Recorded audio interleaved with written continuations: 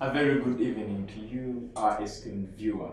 We are grateful that you have chose Church of Uganda Family TV this particular evening, and I send out greetings in the name of our Lord Jesus Christ. We want to thank God for the day today. It has been a long day, but we are grateful that it has come. It is almost coming to an end. Now, this is the Family Hour every Monday to Friday, and this is our Thursday edition where we discuss leadership and governance. Now, this edition is dedicated to mentoring leaders and helping you who are leaders to better your quality so that we can have the quality of leaders that we all imagine. That is why we have the Family Hour Thursday edition where we discuss leadership and governance. And today we are discussing another pertinent topic, which is very, very, very important and crucial, especially as we walk the journey of leadership. But before we even get into the topic, I'll introduce our guests today. We have the one, Dr. Patricia Achan Okiria. She has been here and she's part of us, and she'll always be part of us for even the coming shows. She's the deputy IGG, but she's a lawyer by profession. She has been in very many other places of leadership. So when she talks about leadership, she knows what exactly she is talking about. Dr. Patricia, we are grateful to have you once again on the Family Hour today. Thank you very much, Edwin, and good evening, viewers out there. It's a pleasure. Now, we have someone who has been lost, but she's back. She's found.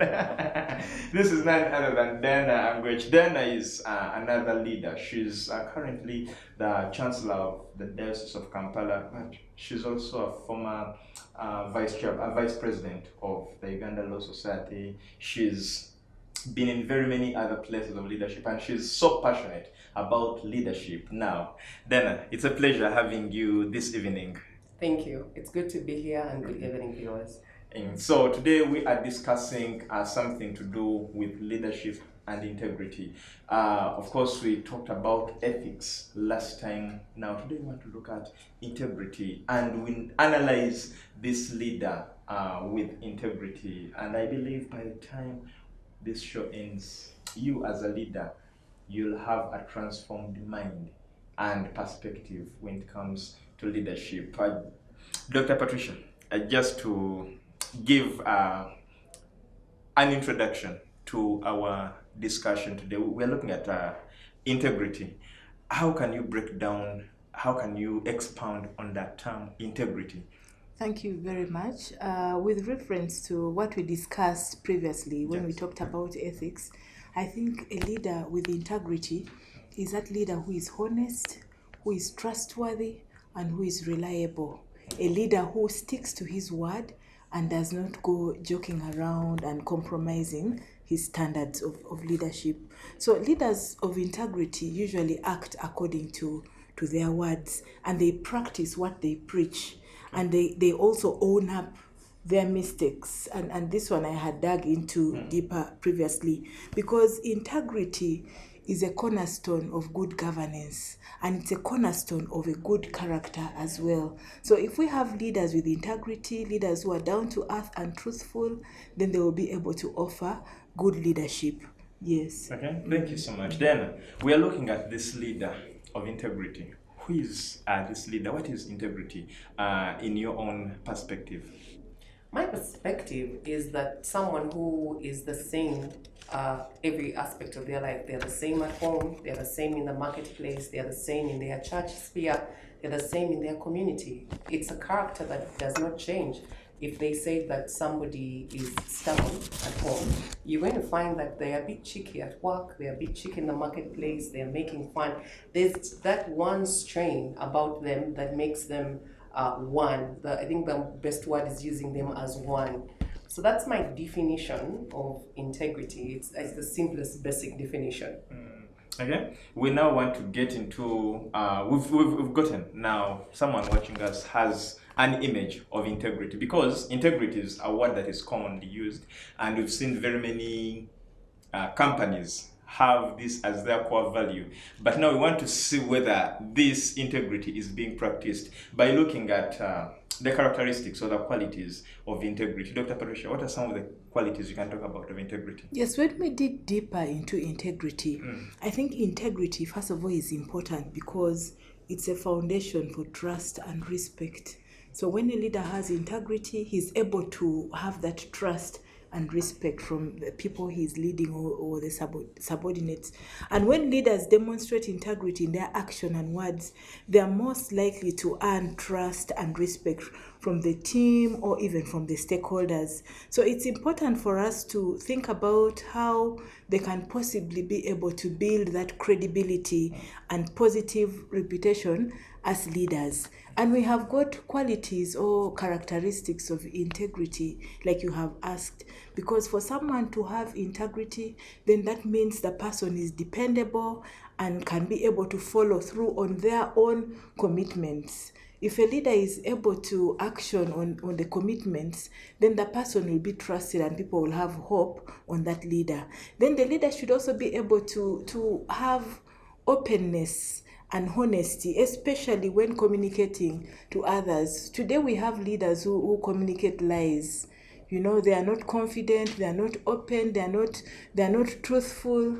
So when you go to follow backwards, you discover this person has actually been trading on lies. So as a quality, there should be that aspect of honesty when communicating and openness, and also holding oneself accountable, owning up on shortfalls. There are leaders who are quick to blame others. They don't own up on their own mistakes. But when a leader is able to own up on their own shortfalls or mistakes, then that is a very good quality because it depicts strength on part of the leader. It shows that this leader is able to own up and able to take responsibility for even his or her shortfalls. So it's also important for leaders basically to know their values and what they stand for, what is expected of them as leaders. So I think those are some of the qualities I would quickly think through of a leader with integrity, because if they are to demonstrate those, then they present themselves with integrity, which is expected of them as leaders as they carry out their responsibilities. Okay, thank you so much, Dr. Patricia. Then we're looking at the workplace, and we're looking at the aspect of integrity. Are there any ways, or is there any way in which the dynamics of the workplace influence someone's integrity, a leader's integrity? Every workplace has their culture, what you call culture. We have culture at home, we have culture in a community, we have culture in a workplace, we also have culture as a nation. And it's created by the leader, whether you like it or not. A leader is going to set the time and space for what time people come in to work. They're going to set the pace for what time people leave work. They're going to set the pace for how the quality of work that is given or produced. They're going to set the tone for how clients are treated. And so all these form what you call a culture. And so a leader who does what they say. It's easy to have a meeting and then after the meeting say, Adrian, have this done. Make sure it's done by this time. But I am also not doing the same as a leader. So you're speaking a different language from what you were saying, which touches on your integrity as a person. Because people will say they are good at giving orders and they are terrible at taking it. So again, the question then becomes, are you a leader or are you a boss? And we assume that because somebody has a particular title, it makes them a leader. But someone who wants to distinguish themselves in that particular aspect will ensure that they are setting the tone of culture, and that's what affects the dynamics of the workplace. They will ensure that they are setting the goals and visions that they want people to actually attain. They will also follow those. A person of integrity will follow the vision, will follow the goals, and will ensure that they are honest about what they are receiving. The other aspect of a leader or a dynamic of workplace would be the kind of leader that is able to give feedback, what you call KPIs. Yeah. This generation suffers a lot when you say KPIs, because many times we are not taught to receive criticism. Yeah. We are not taught to receive feedback. we think of criticism in a negative way. But a leader will set the tone of how the feedback is given. It's not given in such a way that it causes somebody to shrink back, to be undervalued, to lose who they are. But when they set KPIs, they will set, and which is a quality of feedback or an avenue for feedback, they will set it in such a way that we are giving constructive feedback to the person at the end of the day. We are looking forward to their growth process, because everyone who enters a workplace wants to grow. Yeah. Nobody enters with the idea that this is all there is to life. In the end, they want to grow. And so a leader is providing the avenue, is providing the skills that they need, is providing a map, a roadway for them in setting how they receive feedback, in how they look at the vision. And that dynamic is important in a workplace. And even the leaders follow up. I know many people who have it just as something that they put good governance in a workplace, but either they are harsh when they're giving feedback or they completely ignore it. Many leaders want to give feedback to their juniors, but never want to receive feedback. Mm-hmm. And integrity is, if you're a person of integrity, you've got to give and take. That's a dynamic of a workplace. You don't just spend time saying, okay, it's my company, this is what I want to achieve, this is what I want to do. So I will evaluate all my peers and all my juniors, but I will never give them an opportunity to evaluate myself. A person of integrity will make sure that the people actually evaluating them and take it the same way you expect them to take it. So if they say something to you that does not seem, that may be a blind side of you, you should be able to take it, because when they see you do that, then they will trust your leadership. I think the last aspect for me, and with the dynamics of the workplace for a person of integrity, is truly how they treat people. I think as a country, when we had colonialism, divide and rule became such a big thing in society. Most people lead with the aspect of divide and rule. Mm-hmm. And so when you have some people you like and some people you don't like, you will figure out how to get information by treating some people differently and others differently. And there's a sort of division at work that doesn't build the business, that doesn't help the business, doesn't even promote the kind of culture that you want to promote. And so a good person or a person of integrity will figure out that how I lead and the strategy I pick matters. It may be different depending on the kind of person, because people are different in nature. Same way a parent doesn't treat every child the same. They will be accused of favoritism, but it matters how you treat them, because each person is an individual. And so a leader has to craft such a strategy in a way that they are looking for growth, not just of the business, but of the individuals, and forming a unity or a bond that allows them to be, the business to be the kind of business that attains the vision. Okay. Dr. Patricia, we are still looking at the dynamics of the workplace and how they influence integrity as an aspect of leadership. Dynamics at workplace can really affect performance, like Diana has brought it out. But in order to be a leader of integrity, I think the person needs to be open to both positive and negative criticisms. Because when you're a leader and you welcome criticism, it helps you to grow and become a better leader. But there are often dynamics at workplaces, like there are people who backstab others, it's grapevine, and so on. And all that happens because of the kind of leadership that is existing in that particular organization. But when there is open communication and people are free to share and talk about their challenges, and the leaders can be able to address those challenges, I think those matters can be put to rest.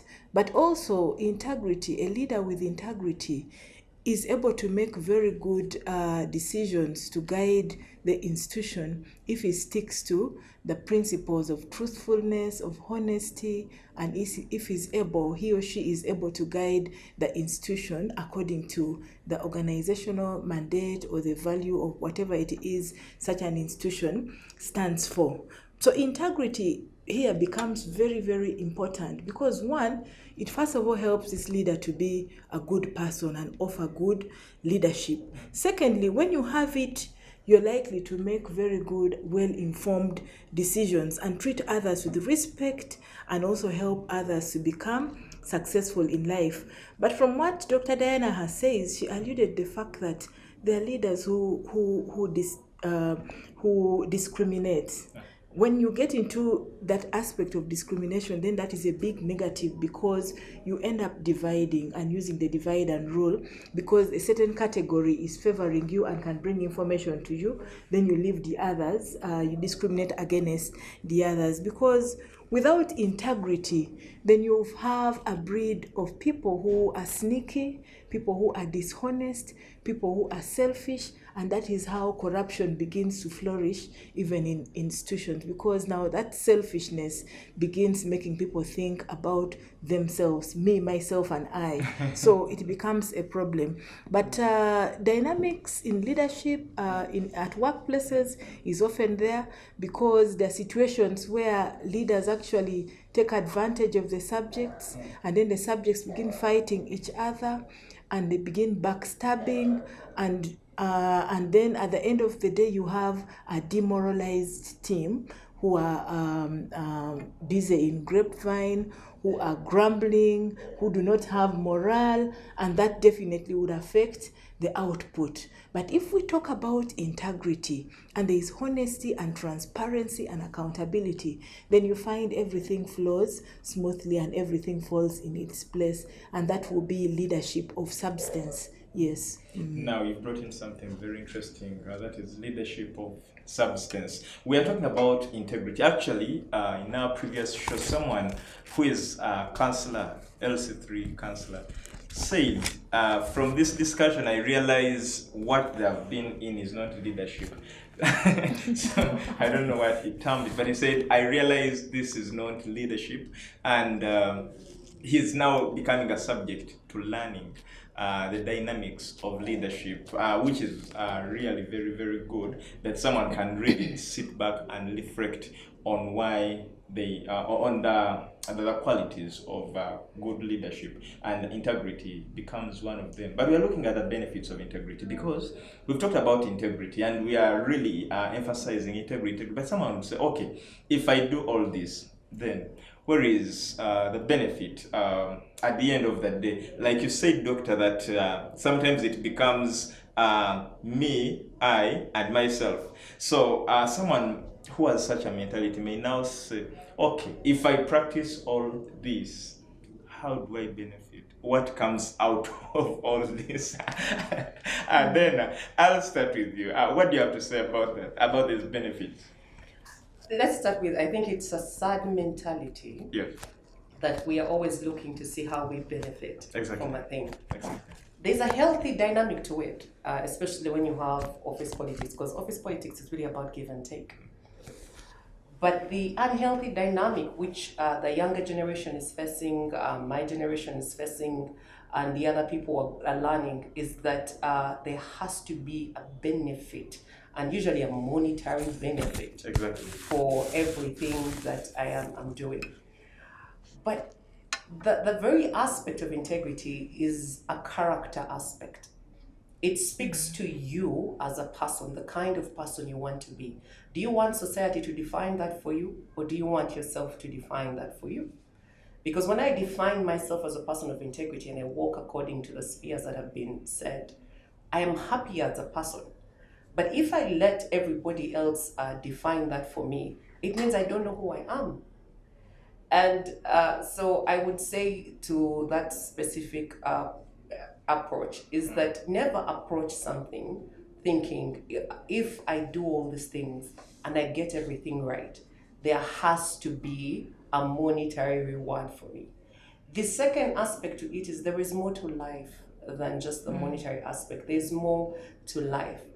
When I'm a person of integrity, and I say this with all due respect, I have found that people will want to associate with you. And one of the first benefits you're going to do is people are going to top you up in certain places. People are going to recommend you for certain positions. people are going to look at you and want to be like you. You are lifted in the eyes of the society as somebody that everybody desires to be like. You are lifted in such a way that people want you to mentor them. You are also the person people would be a go-to person. So you're able to distinguish yourself from everybody else. And we're not short of such people in life. There are people we look at and say, I could give my arm and leg for this person. I suggest you don't. But it's important that you give yourself the opportunity to be a person of integrity, because it opens doors in ways that you would not necessarily have gotten if you were not a person of integrity. And so beyond people looking up to you as a mentor, it getting you positions that you would not expect, people looking up to you as a mentor, and then of course you are happier, you sleep better. Okay. You sleep better. It's a big thing for you to sleep better. Yeah. Yes. You don't want to sleep wondering, this house that I acquired wrongly, I have to put sekanyola on top. I have to put guards. I have to put dogs. I have to do this, and I don't sleep. Because all those matters of security is because I know I got something fraudulently. I got something and in a way that's not structured by law. And so we take lightly certain things, especially when you don't have them. But sleep is a big thing. You are fulfilled, you are happier, you are peaceful, and in the end, that's a reward nobody can give you. Okay, this is very powerful. You reminded me of a saying that we used to allude in our circles.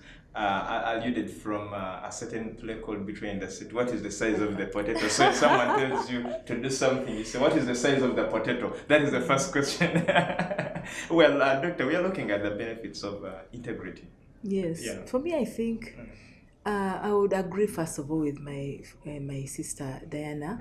But you realize effective leadership calls for a lot of dedication. It requires dedication, it requires vision, and even willingness to balance one's principles against the morals, against situational demands towards the best direction.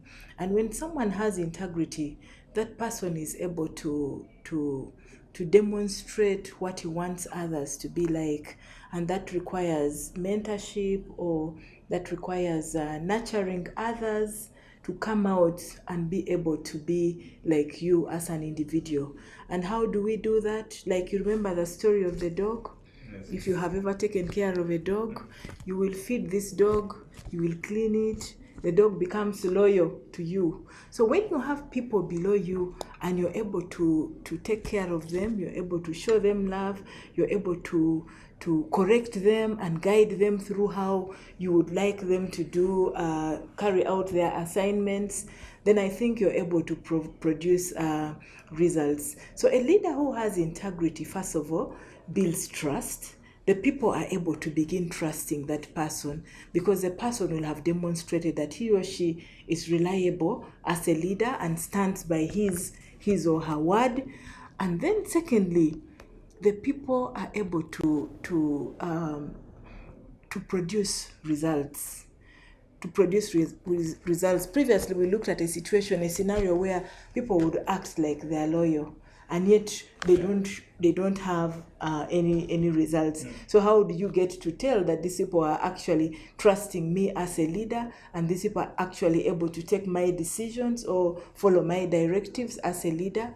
That when there is pretense, we are able to always tell from the outputs, because we said you tell the tree by its fruits. So if there are zero fruits, then you're not able to get any benefit out of them. So we looked at that example of when you nurture people, when you encourage them, they get inspired and they become loyal, they become obedient, and then they also give back in terms of the outputs they deliver. And the nature of nurture is in a way that some people respond similarly to the way the animals do. People need to be cared for, not just physically, but also emotionally. So if we are able to identify with the people when they're in difficult situations or when they're in exciting situations and you identify with them, they have had a baby or addition to the family, stand with them, support them, celebrate with them.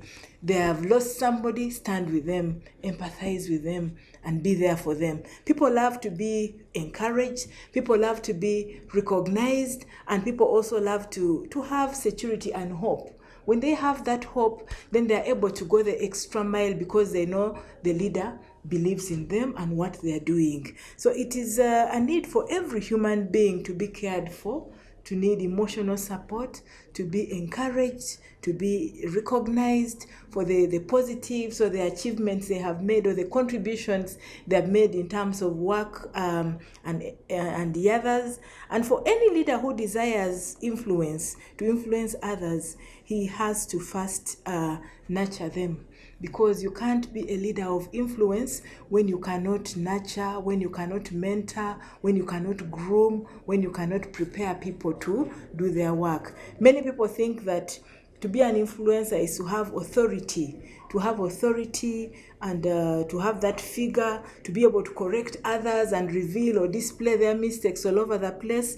You cannot antagonize people and at the same time have influence over them. So it is very, very important that we even correct in love, because we know that there is no person who is perfect. Even we, the leaders or other leaders, we all have mistakes. So when we deal with people below us, I think it's important that we correct them and have that nurturing approach with a view of mentoring them or grooming them to become better people. Yes. Well, thank you so much, Dr. Patricia. We are taking a short commercial break, and when we return, we shall continue with our topic. We have a lot more that you do not have to miss. Stick with us. Thank you so much, you who is still watching Church of Uganda Family TV. This is the Family Hour, and this is our Thursday edition where we discuss leadership and governance. Now, we are sending out information to see that we better the leaders, especially you who is a leader or who is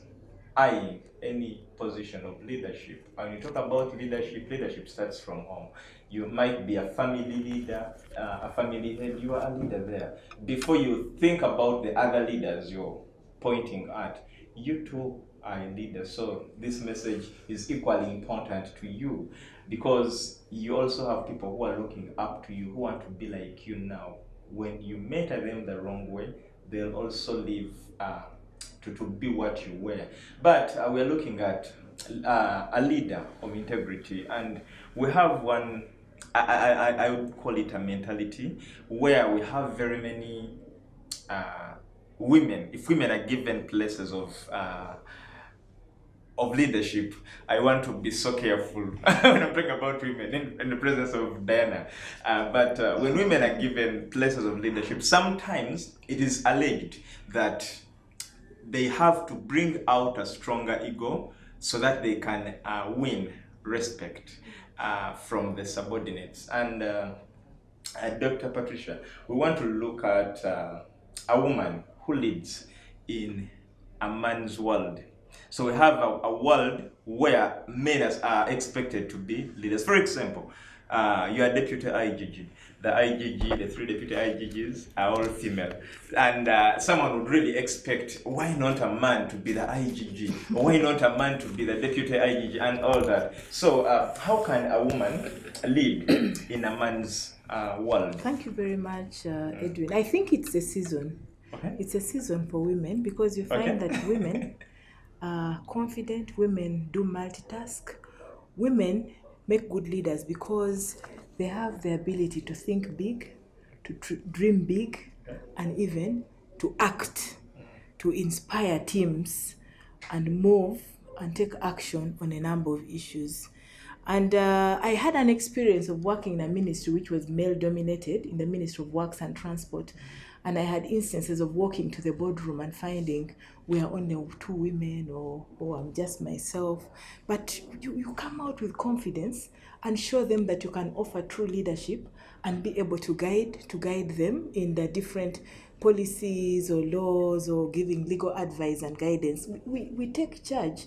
Just like you see us, you can be attending to a baby at the same time cooking, at the same time making sure the visitors are comfortable. We have that ability to multitask. So women come out with unique qualities and offer leadership ability. So we have the ability also to translate big ideas into concrete actions, as in work plan with big ideas. Then we can measure on the important goals and be able to pick on those and implement quickly. And it's just about what I said in the beginning, the confidence. Like you can see Diana here. When you see her, but by body language, you see a leader of confidence. You see a leader who inspires others even before she says anything. So women, we have that gift, we have that blessing, and we also speak sensibly and put energy where it matters. Because sometimes you find in an organization there are so many things in the work plan, they want to do so many things at the same time, but we are able to put energy where it matters most. That's why we are saying when we do awareness creation, when we do leadership empowerment, when we drive the integrity campaign as women, we will achieve much more results and bring sense back to institutions and even in governance. Yes. Very, very interesting. Then, I know you're so passionate about women. That is why I'm so careful when I'm commenting about women. That's why you started with me. I was only trying to protect myself.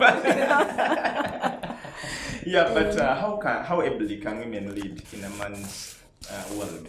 Absolutely, 100%. Okay. Women are great. Dr. Patricia has spoken about it. Women are great leaders, but we can't deny the fact that women haven't always been at the top in terms of positional leadership. They have been the ones who technically in the past have led families, but not necessarily positional leadership. The dynamic is changing in such a way that you have more women in the boardroom than you had previously. It hasn't tilted in such a fashion that we already have 50%. But there's been a shift over the years in such a way that you're having more women in the boardroom, more women in higher political offices, more women leading parastatals, more women taking up positions they wouldn't have had. I mean, the first female of US vice president, black. It's very interesting that people are now taking up those positions, especially women. It's a passionate topic for me, but also a very emotional topic because I love to see women lead, not because they're women, but because I think they bring an interesting dynamic when they lead. The aspect of emotional intelligence, which Dr. Patricia has alluded to. No one is more careful about emotional intelligence as women are. We have a downside to it that I want to concentrate on, but we also bring emotional intelligence to the room. And so we're able to lead from that aspect that both nurtures people, because we are naturally nurturers, also looks for the best in people, and then we are able to also channel that into creativity in bringing around the type of result that anyone would expect.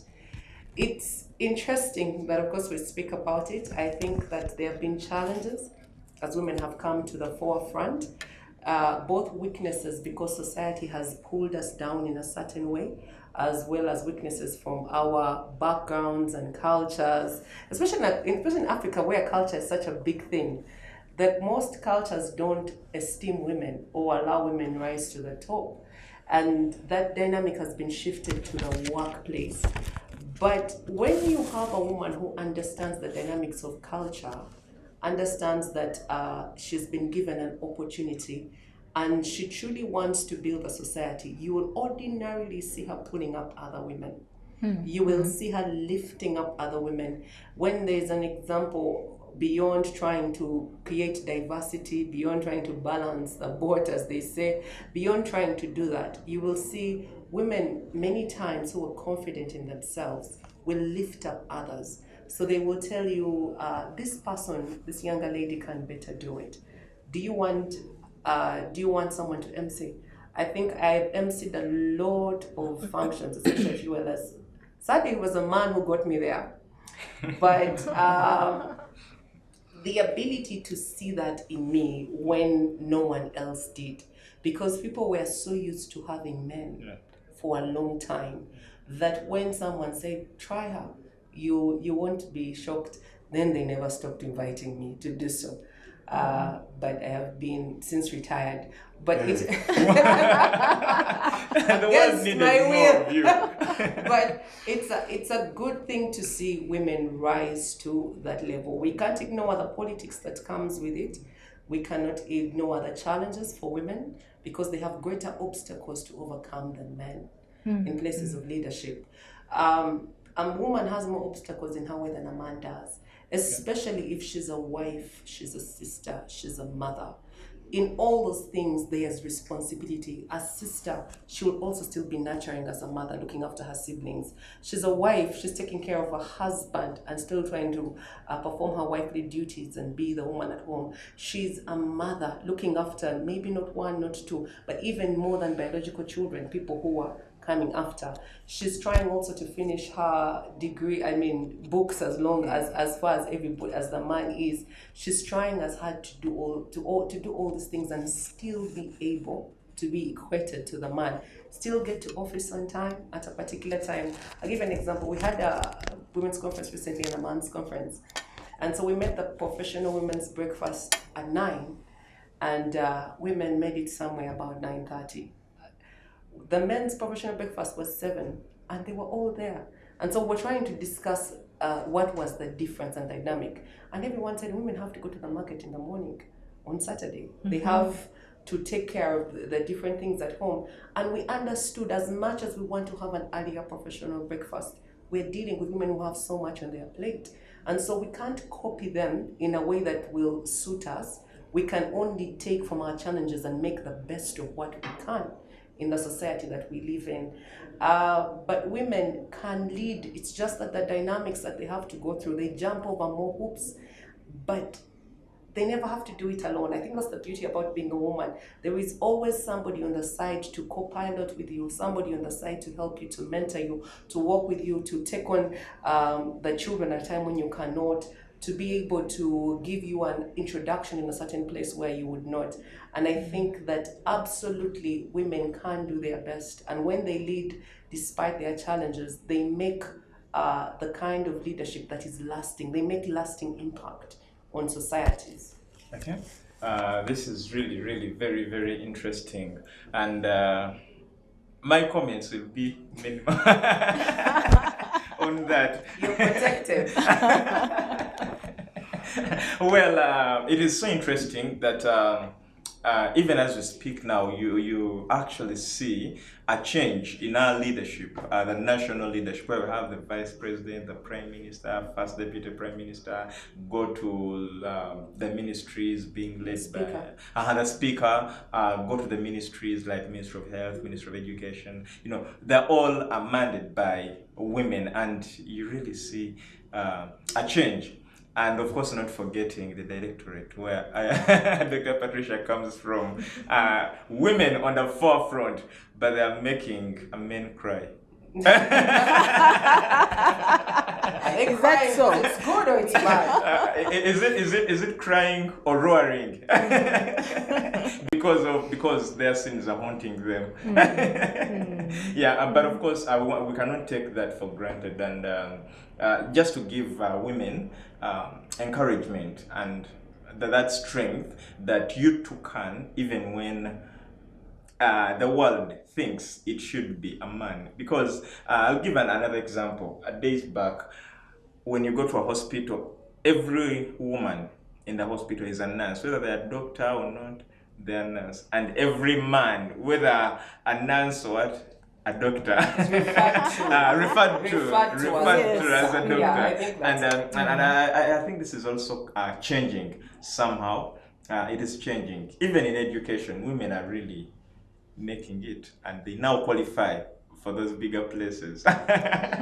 Well, we are talking about, let us talk about mentorship as we draw closer to this at the end of this discussion, we are looking at mentorship. One, how can someone mentor their subordinates? Last time we talked about mentorship, but not in depth. And I want us to talk about that, to go into the depth of mentorship when it comes to leadership. Because, like Dr. Patricia told us last time, when you lead and you do not have any people to look back to you, then there is a problem. Yes. So, how can someone effectively mentor? Well, I'll pull it from the women's thing. Yes. Like Diana said, women are actually the backbone of leadership because it starts from family.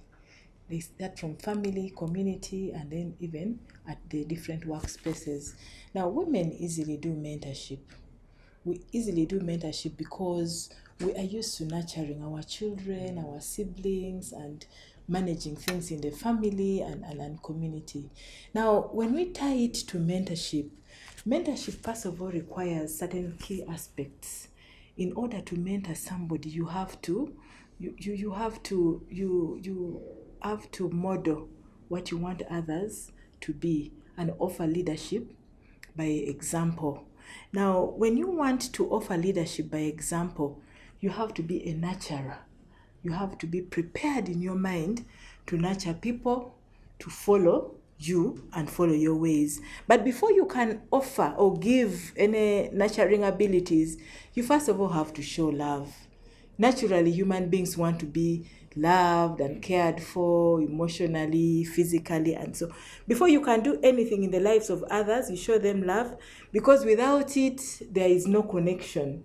There is no connection, and without connection, there is no success. Key people who have had impact in my life, for instance, if I look at the incredible teachers I've had, they show that love and attention, and then they can have that impact. Or you could be having this auntie you love so much, or a friend.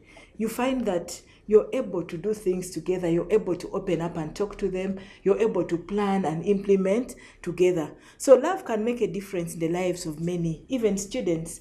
I have been teaching for over 15 years now in the university, but my students still follow me.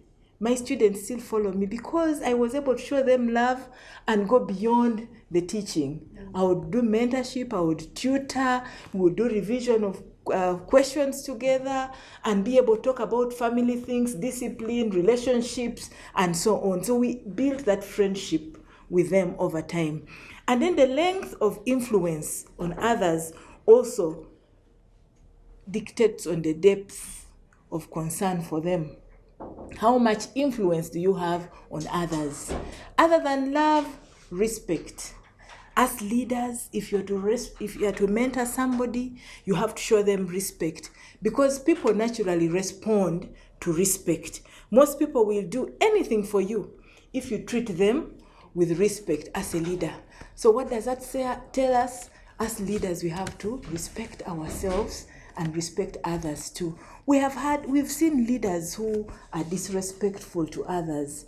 And then when you dig back, you find that they have character issues. So we need to make it very clear to the people that we value them, we need them in the organizations, and we really are banking on them for such success. Because respect acknowledges other people's abilities, first of all, to contribute also their ideas to the organization, to contribute their potentials, to bring something on the table. So we also need to speak to them very well. Like I talked about communication, we need to listen to them because they also have an agenda, they also have ideas. So we need to be able to respect what they are bringing to the table. Then we need to offer a sense of security. If we are to mentor leaders of substance who should be following our footsteps, we need to offer some security. Give them a sense of security, because people are reluctant to trust you when they are worried. When they are worried that you're going to rebuke them, when they are worried that restructuring is coming and they are going to be structured out. People feel secure when your actions are to their favor, when you're conscious about them, because good leaders normally recognize this kind of attributes, and they create an environment where people can flourish, people can grow, people can develop mentally, even in their skills and competencies in doing their work. Then in mentorship, we also need to recognize people, recognize the people below us, because if we fail to share recognition, then the people get discouraged, because it's greatly appreciated by everybody when they are recognized. When someone has contributed positively to the success of a particular activity and there is clear output, I think it's very important that as a leader, we recognize them, and in so doing, they are even motivated to go the extra mile.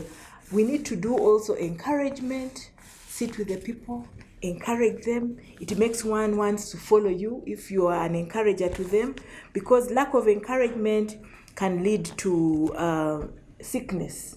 People get to depressions, people get pressure, people get non-communicable diseases simply because they are discouraged.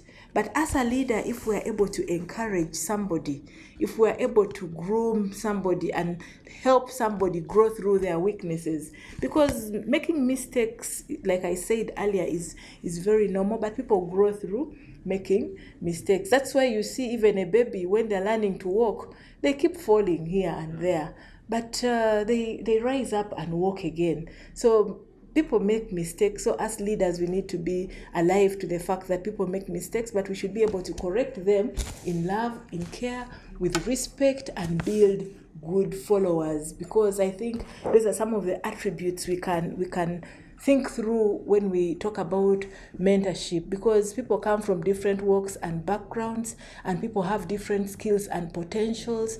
But as a mentor, we need to bring out that, so that people are able to grow and be responsible leaders, so that tomorrow when we cease to be leaders, we have people who are able to demonstrate good leadership qualities in their administration and governance. Thank you. Thank you so much, Dr. Patricia. Then we are looking at how we can mentor, or how we can build this leader who will come after you. So you want us to talk about how we build them? Yes. Yeah. That's a huge topic. No, briefly. I think you build them. It's easy. The mistake we make in mentorship is assuming we are cloning ourselves and making somebody like ourselves. And the uniqueness about mentorship is that you are bringing out the best in a person. You're giving them a platform to succeed. And then you're also giving them the skills that they need. So mentorship for me is threefold. You are giving them a platform to succeed. You are building the skills that are necessary, but you're also building their process of growth spurt. You're building them as a person. And those are the three aspects that any good mentor will look at. Mentorship is wide. It's really, really wide. But I have found that I lean more to the 5 kinds of mentors that people look at. Whether it's the master of the craft, that's usually someone that you find in your workplace who is older than you, knows what they are doing. They have become they're the go-to person for a particular craft that you are doing. If it's lawyering, there's a go-to lawyer. Even with lawyering, there's a lawyer who's a human rights lawyer, there's a lawyer who's a rule of law lawyer, there's a lawyer who is into governance. All those are different aspects. You have the champion of your cause, someone that's always cheering you on, providing their networks for you. You have the anchor, somebody who's usually the spiritual person or a parent who is giving you good feedback, telling you who you are and the kind of person that you can become, but giving you absolute feedback about your character. You have your co-pilots. We neglect that our peers can sometimes mentor us because they know different things from what we actually know. And so that's important, that you're not neglecting your peers. They can cover up for you. They can be able to take on a role that's better suited to them that may not necessarily be yours. And then you have the reverse mentor, the one where you think you're always the one who knows when you're mentoring, but there's a lot that your mentee can teach you. So how do you build? You build by understanding what mentorship really is. There are many aspects of mentorship. There's coaching, there's, I don't agree with teaching because I think you need to, as much as possible, and I prefer to coach as a mentor so that you can I give you the skills that you need for you to succeed. There's group mentoring and what people do. Group mentoring, a problem with it for me, it loses many people when you're in a group because people are unique. And if you never give them one-on-one attention, they have no idea how to succeed in certain specific aspects. So how you build is, one, you as a mentor yourself, you need to master what kind of mentorship path that you want to take. I would advise coaching as much as possible.